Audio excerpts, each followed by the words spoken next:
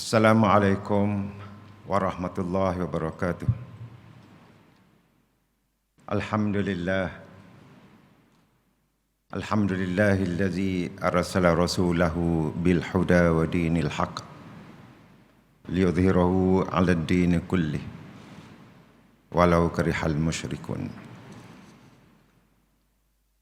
Terima kasih kepada saudara pengerusi yang dihormati Yang Berhormat Ustaz Muhammad Noor bin Hamzah, pengerusi Jabatan Kuasa Pembangunan Insan, Dakwah dan Penerangan, merangkap pengerusi bersama Jabatan Kuasa Induk Majlis Perasmian Sempena Isra' Mi'raj Peringkat Negeri Terengganu Darul Iman, Yang Berhormat ahli-ahli Dewan Undangan Negeri, Sahibus Samahah Yang Bahagia Datuk Dr. Haji Zulkifli bin Haji Muda, Mufti Negeri Terengganu, Tuan Haji Razali bin Saleh, Pengarah Yayasan Islam Terengganu, Ketua-Ketua Jabatan, Tuan-tuan dan puan-puan yang dihormati dan dikasihi sekalian.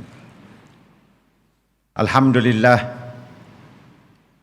pada pagi yang begitu indah ini, kita mengucapkan syukur kehadrat Allah Subhanahu wa Ta'ala di atas kesempatan yang diberikan kepada kita untuk berada dalam majlis perasmian Isra' Mi'raj Peringkat Negeri Terengganu Darul Iman bagi tahun 1442 Hijrah bersamaan dengan 2021 Masihi. Tahniah saya ucapkan kepada pihak penganjur yang telah bertukus lumus bagi menjayakan majlis kita pada pagi yang berbahagia ini. Dalam suasana kita masih lagi berdepan dengan cabaran pandemik COVID-19. Bulan Rejab adalah bulan berlakunya peristiwa agung Isra' Mi'raj. Peristiwa Nabi Muhammad sallallahu alaihi wasallam dibawa dari Makkah menuju Baitul Maqdis, kemudiannya dibawa naik ke langit bertemu Allah Subhanahu wa Ta'ala. Perjalanan Rasulullah sallallahu alaihi wasallam yang ditemani oleh malaikat Jibril alaihi salam dalam peristiwa Isra' Mi'raj ini diakhiri dengan pertemuan antara Nabi Muhammad sallallahu alaihi wasallam dengan Allah Subhanahu wa Ta'ala yang telah memberikan perintah kefarduan solat 5 waktu. Begitu besarnya kefarduan solat ini sehingga Allah Subhanahu wa Ta'ala memberikan perintahnya secara langsung kepada Nabi Muhammad sallallahu alaihi wasallam. Maka menjadi tanggungjawab kerajaan negeri untuk mengambil inisiatif bagi membesar-besarkan perihal solat di negeri Terengganu. Di Terengganu sejak tahun 2019, kita telah menggerakkan agenda solat ini selama 1 bulan dalam program Bulan Penghayatan Ibadat Solat. Kempen secara besar-besaran berkenaan kesedaran solat kita adakan, dan kita adakan pula juga pada tahun ini. Peristiwa Isra' dan Mi'raj adalah juga merupakan satu tanda kebesaran dan kekuasaan, kehebatan kuasa Allah Subhanahu wa Ta'ala yang wajib kita imani. Jadilah kita seperti Sayyidina Abu Bakar As-Siddiq radhiyallahu anhu yang tanpa ragu meyakini perjalanan Nabi Muhammad sallallahu alaihi wasallam berbanding kaum Arab jahiliyah yang lain yang sentiasa mempertikaikan apa yang Nabi sallallahu alaihi wasallam sampaikan.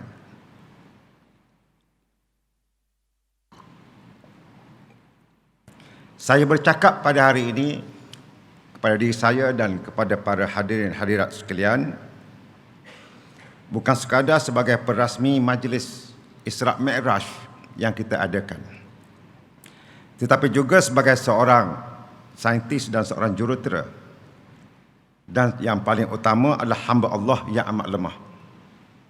Perlu dipahami bahawa ilmu yang ada pada manusia, walau dihimpunkan semuanya pun, adalah terlalu kerdil di sisi ilmu Allah Subhanahu wa taala yang maha menguasai ilmu dan maha berkuasa. Ilmu pengetahuan dan kefahaman kita dalam apa jua perkara, termasuk dalam ilmu sains, fizik, quantum mechanics, biologi, semuanya adalah sangat sedikit dan adalah berdasarkan pengetahuan kita yang sangat terbatas. Ilmu akan senantiasa berkembang sehinggalah ke hari kiamat. Saya ingin menjelaskan dari Isra' Mi'raj ini dari satu perspektif yang lain. Saya bermula dengan satu hal yang mudah difahami oleh kita semua. Persoalannya ialah bagaimanakah sesuatu gambar atau image atau video itu dihantar dari jarak ribuan batu kepada kita dalam masa real time. Program kita pada hari ini dipancarkan melalui live melalui Facebook. Orang yang berada di depan komputer atau smartphone mereka dapat melihat secara real time walaupun mereka berada di Amerika, walaupun mereka berada di Afrika. Ilmu manusia pada ratusan tahun dahulu tidak dapat membayangkan bahawa suara dan wajah boleh dihantar ke seluruh dunia sebelum mata sempat berkelip. Kita boleh memahami ini apabila kita belajar mengenai gelombang. Gelombang ada dua jenis.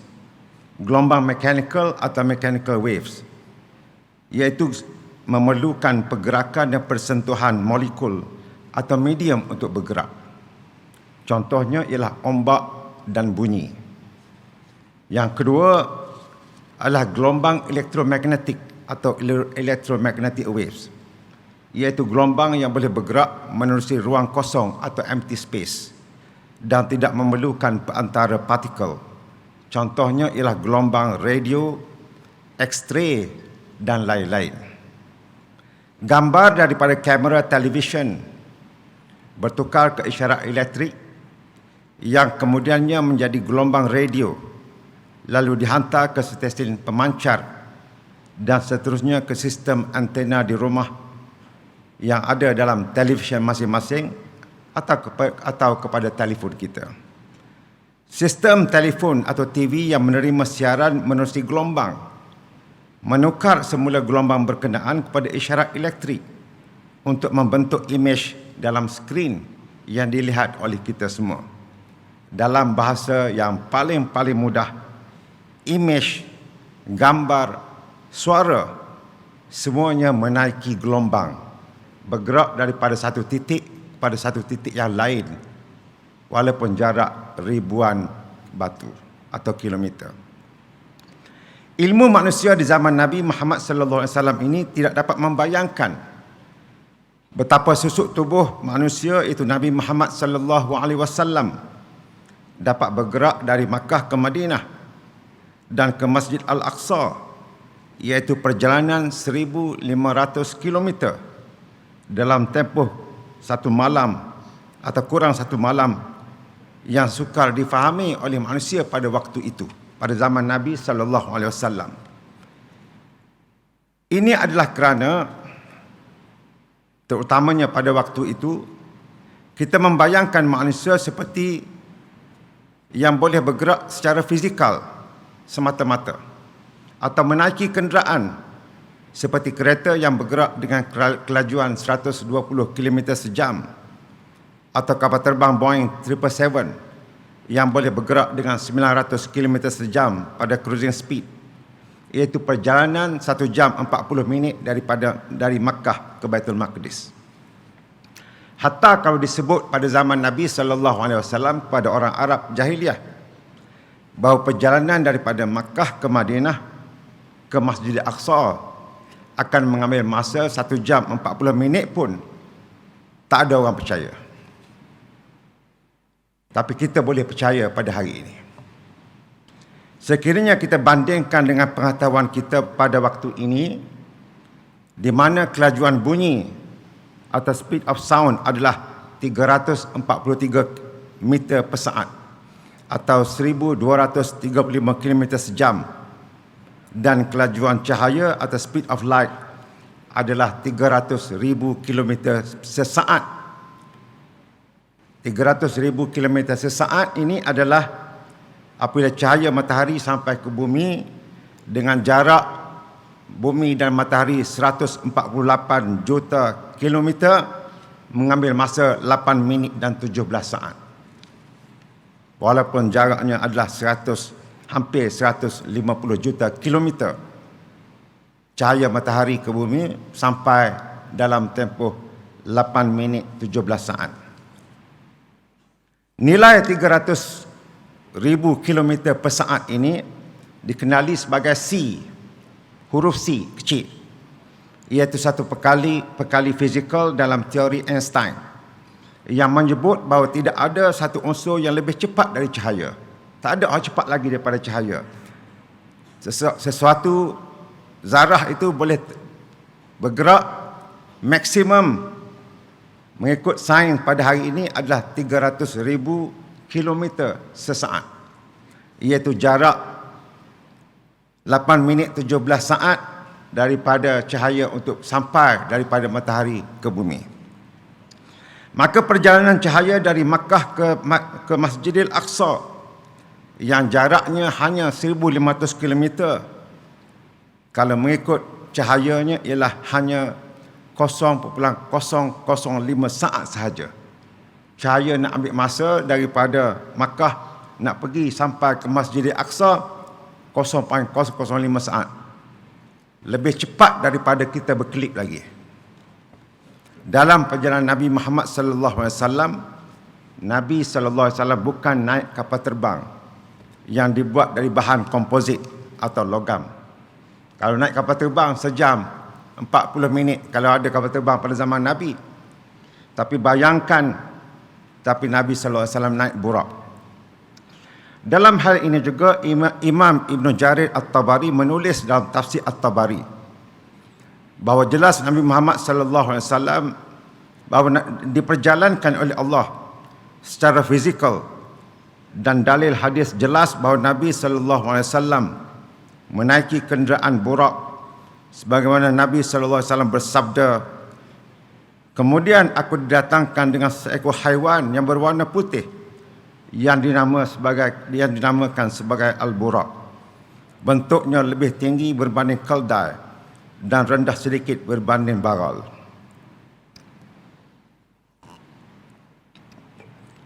Dalam hal yang lain, iaitu hadis Muslim nombor 2996, dijelaskan oleh Nabi sallallahu alaihi wasallam bahawa diciptakan malaikat daripada cahaya.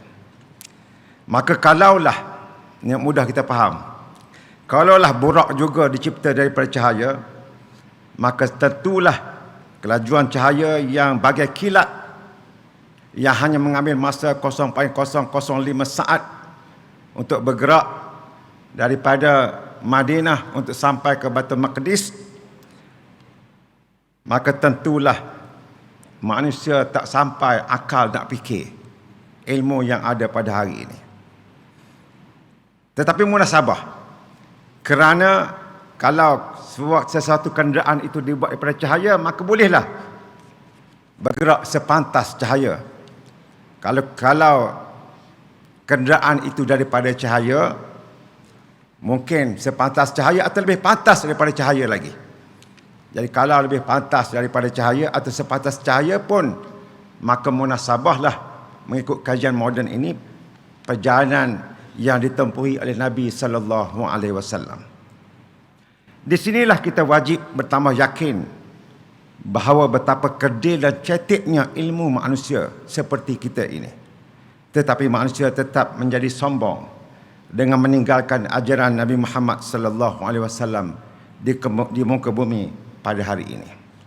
Sebelum menamatkan bicara, sekali lagi saya ingin ucapkan tahniah dan terima kasih kepada pihak urus setia, jabatan-jabatan agensi dan semua pihak yang menjayakan majlis yang sangat bermakna pada hari ini. Semoga usaha kita ini dikira sebagai amal jariah oleh Allah Subhanahu wa taala. Sebagai akhirnya, dengan lafaz bismillahirrahmanirrahim, saya merasmikan majlis Isra' Mi'raj peringkat Negeri Terengganu Darul Iman 1442 Hijrah bersamaan dengan 2021 Masihi. Semoga mendapat keberkatan dan keredaan dari sisi Allah Subhanahu wa taala. Wabillahi taufiq wal hidayah.